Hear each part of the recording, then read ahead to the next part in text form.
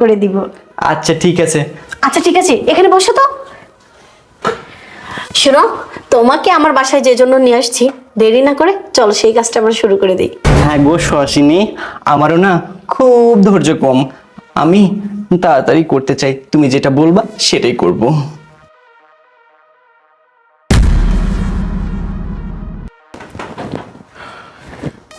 নূপুর,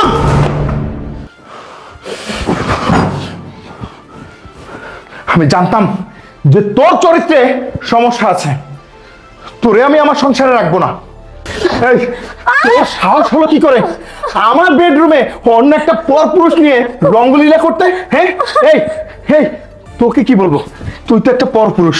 হেই তুই বল, তোর জন্য আমি কি করিনি, কি করিনি আমি তোর জন্য? হ্যাঁ, এই তোর জন্য আমি যখন যা লাগে তখন তাই করছি, অথচ তুই একটা অন্য পরপুরুষ নিয়ে আমার